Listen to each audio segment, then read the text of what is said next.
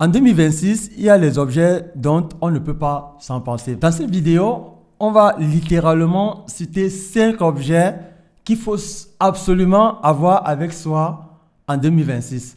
On commence avec le premier objet ou le premier objet, les livres. Alors, il faudrait commencer par préciser pas n'importe quel livre. Lire un livre n'est pas simplement lire pour lire, mais lire aussi pour que ça impacte ou ça ait une influence dans ta façon de penser ou ta façon de raisonner. Il faudrait savoir que le livre ou des livres spécifiques, comme Les lois de la nature de Robert Greene, ce sont des livres spécifiques à lire pour simplement comprendre dans le monde dans lequel tu vis ou le monde qui t'entoure. Mais quand on parle d'un livre, on parle aussi de beaucoup de livres. Oui. Est-ce que vous allez traîner des milliers de livres avec vous? Non. Mais il y a un objet tout court qui peut vous aider à avoir des milliers ou une bibliothèque dans votre sac. On parle comme ça du Kindle. Ouais.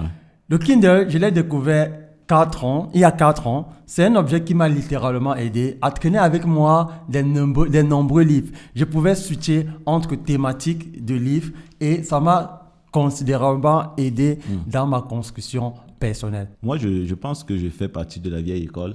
Moi, j'aime beaucoup plus des livres physiques.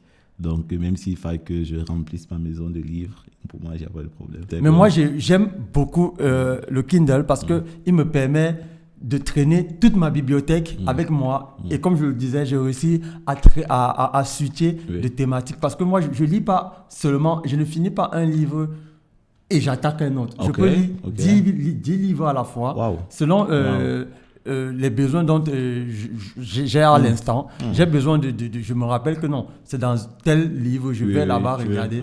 Si je devais traîner des livres avec moi, ça serait très encombrant. Comme deuxième point, on a un carnet physique.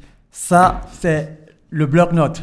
Pourquoi avoir un bloc-notes avec soi est extrêmement important? Parce que dans la vie, on a souvent des meilleures idées. Je pense que c'est Robert Greene qui a très bien parlé de ce type de pensée. Je pense que c'est là, j'oublie le nom, mais c'est la pérennité, quelque chose comme ça. La pérennité. Non, en tout cas, dans le montage, je vais écrire l'expression qu'il a utilisée. Sérendipité. Ouais, je pense que c'est la sérendipité.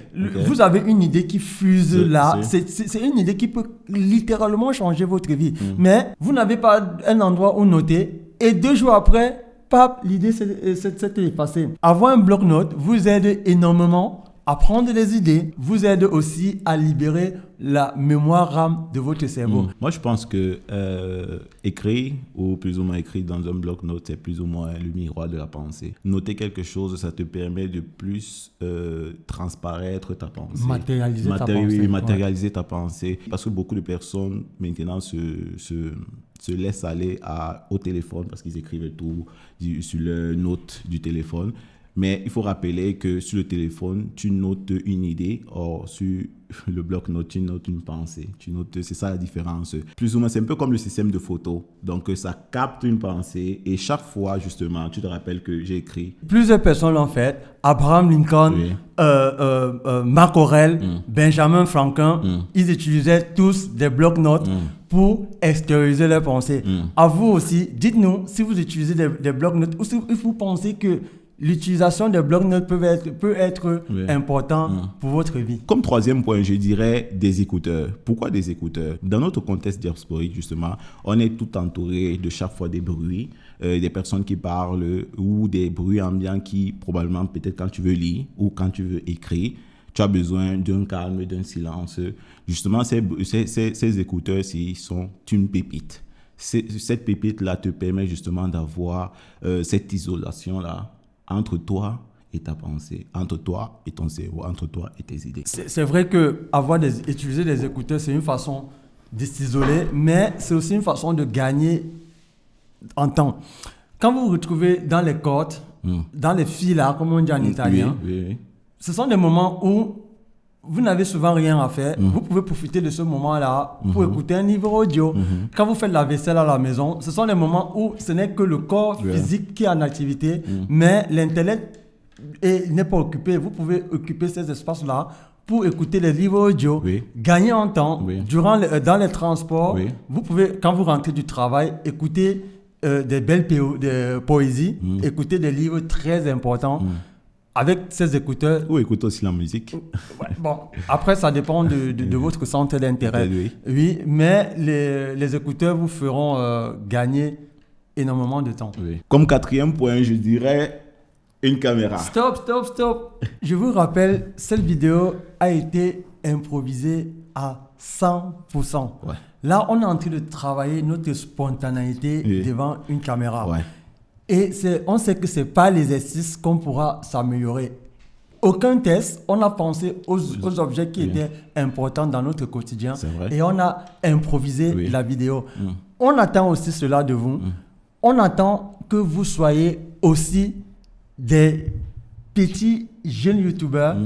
À vous de rejoindre notre communauté, à vous de rejoindre notre chaîne. Il faudrait savoir que de nos jours, toutes les communications se font de façon visuelle. Que de par TikTok, de par YouTube, de par tous les autres réseaux sociaux. Donc, une caméra ne sert pas simplement à avoir un beau visuel, mais à communiquer quelque chose, à transmettre quelque chose, à transmettre une idée, une pensée, une façon de voir ou même une façon de créer. On vous rappelle qu'aujourd'hui, la vidéo est le premier support de communication. Oui. Aujourd'hui, l'illettré ne sera plus la personne qui ne sait pas écrire ou ne sait pas lire, mais l'illettré sera la personne qui ne sait pas s'exprimer devant une caméra, qui ne sait pas faire des vidéos. Donc, vous devez absolument avoir une caméra avec vous. Ça doit être votre premier outil dans votre communication. Comme au Cameroun, on dit souvent le cadeau pour la fin. Comme 5e point, un PC ou plus ou moins le computer ou un PC portable. Pourquoi le PC? Parce que justement avec l'avènement de l'intelligence artificielle, la programmation et même certains boulots qui sont faits totalement en full remote, c'est-à-dire en ligne, le PC aujourd'hui est le nouveau standard. Récemment, j'ai dit à ma grande sœur, tu sais quoi, grande sœur, donne-moi un ordinateur et la connexion Internet. Je suis sûr et certain, je ne finirai pas pauvre. Elle m'a dit pourquoi. J'ai dit, je suis sûr et certain parce qu'avec un ordinateur, on est ouvert au monde et on peut créer beaucoup de choses et vendre à tout ce monde.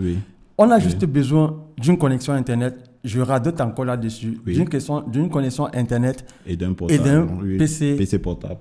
Même un laptop, un desktop, autant pour moi.